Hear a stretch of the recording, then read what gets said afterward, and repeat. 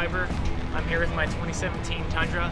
That's kind of in the phase right now. We've got slowly working it into long travel and link kit.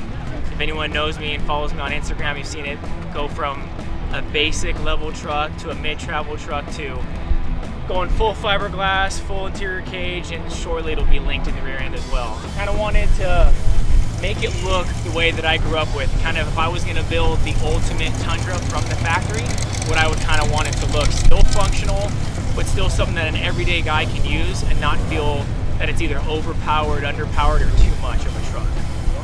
For the whole front end, I got an SS built front bumper along with their rear bumper. They're local out of Orange, the city of Orange, along with all my lights that you see here minus the headlights, the ditch lights, the light bar, and the pods are all from Cali Rays LED that's in Buena Park, California. And then to top it all off, I've got the RKSport hood, which is also another local company that I like that's out of Murrieta. And what's nice about theirs is for a fiberglass hood, it's bolt on, bolt off, just as if you had a stock hood. You don't have to worry about cutting, drilling. It is literally just a bolt on. Same thing with the fenders from ADV Fiberglass that's local in the Orange County area. With the hood and the fiberglass, it looks like a full-on conversion. I've got a Milestar 38-inch Patagonia MTs, along with the 17-inch Ultra wheels with their beadlocks, X103s. And then to top it all off, I've got the LSK Race Kit long travel suspension with the locked off-road shocks. They're 2.5s. Right now, I'm actually in the works with LSK and locked off-road to do some bypasses, so that way we can get bypasses and the locked off-road bumps. I got them powder-coated, textured from Maverick, powder-coated in the city of Anaheim.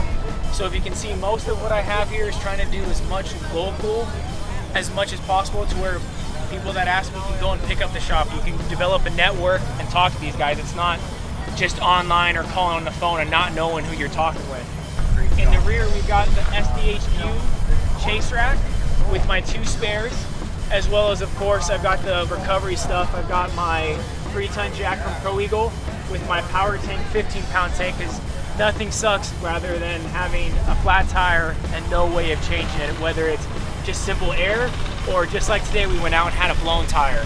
So everything's easy access, just rolls in, rolls right out. In the back right here, I've got that one life trauma kit, because no one wants to ever have an issue medically wise, but just in case, you've got something as simple as ouch band-aids, little boo-boo kit, and as intense as a tourniquet, gauze, gloves, stuff like that. And like I said, we've got the tires here with the Mac tie-down strap, so nothing's worse than having these guys bounce around. Quick, easy access, just plug and play, ready to go. So underneath, you can see my train horns. Something that has no functionality whatsoever, but it's something that everyone loves to have, and I've wanted one since I was a kid, so I might as well do it now. So it's the King 2.5s that are custom valved for this truck with some resonators. And as well, I have Deaver leaf springs that I've swapped with the stock ones, the U748. So that, to top it all off, one of my personal favorites besides the supercharger is my side exit from Dirt Scum. The long tube headers, as well as the Black Widow Race Venom muffler. You can see how we've routed it up through the actual frame but not through the leaf spring, so you don't have to worry about anything ever touching, any issues with the fiberglass. You can see that there's not going to ever have any vibration noise, and we've got some PRP racing seats as well, and a PRP quick release steering wheel.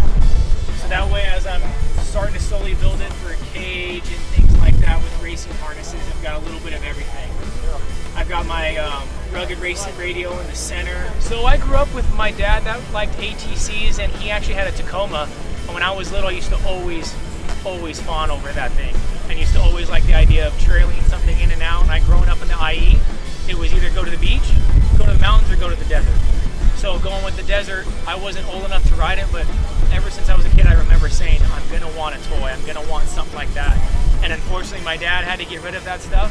As soon as I was able to have it, and I, of course, like everyone else, tagged along with my friends that had trucks, and finally, eventually just said, you know what, I need to go out and get a truck or an ATV or some type. So I went with a big boy, and slowly probably going to work my way into UTVs and other things like that. It took me a year to build this, to even start with the suspension, as I went with every little tiny company I could find. Like I said, all my companies, I've grown a network with them and a friendship to where it's not just hey, so-and-so, I can actually put names to faces, and they can put names to faces with me.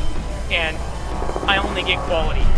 Most of the stuff I installed myself, and I'm a very big believer in, if I can break it down for you, that's the best part about this kind of industry and through everyone in the networking is everyone knows something more than the other person. And don't be afraid to ask for help. So if you look at Instagram, it's Sundance_67, and I'm very big on every post I make. Feel free, please message me, please comment, because I'm very big on replying back to that stuff. Because I remember starting this build and asking people questions and getting no one answers it. And I can tell you right now, if I don't know it, I'm gonna point you in the right direction. And everything, like I said, that I have on here, I can literally tell you where I got it and give you the guys' information, give you their phone numbers, because most of these companies, people don't realize they're just like us.